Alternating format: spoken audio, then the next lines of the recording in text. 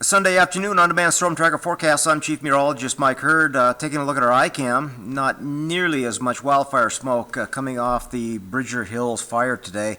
It's because it's not nearly as windy, and because of the calmer winds, wildfire smoke is allowing to settle down into the valley floor, so air quality has been suffering.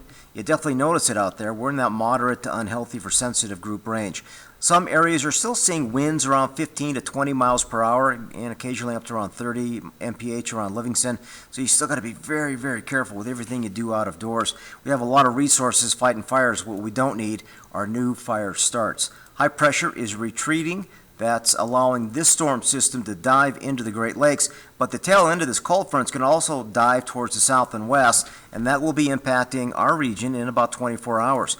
Right now, we're checking out visible satellite imagery with the two fires. The State Creek fire just south of Boulder, you can see a little bit of smoke coming off of that still, and I think that's where the majority of the smoke is for Three Forks and even down towards Bozeman, because the flow is just very weak out of the north and west. The Bridger Hills fire, all that smoke is being pushed downstream towards Livingston and Billings. There's still some red flag warnings out through Sunday evening for south central Montana, but it does include Big Sky and West Yellowstone, Gardner, Livingston.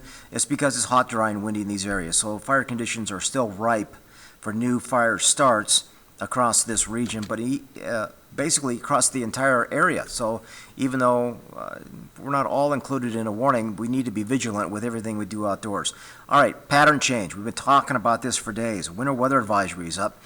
9 a.m. to midnight on Monday. Above 6,000 feet is the best chance for accumulating snow.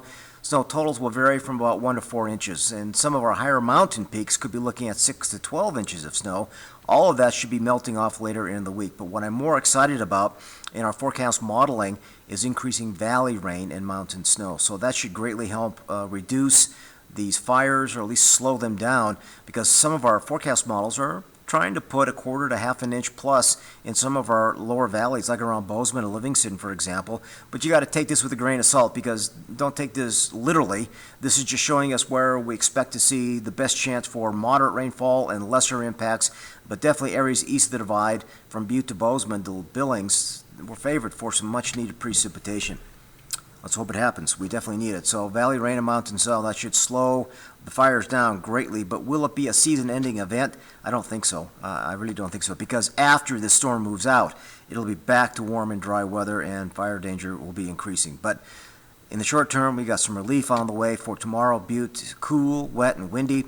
Same for Bozeman. Nice little pattern change setting up for your Monday into Monday evening. Updates on the below freezing forecast lows during the work week coming up tonight at 5:30 and 10 on KXLF and KBZK.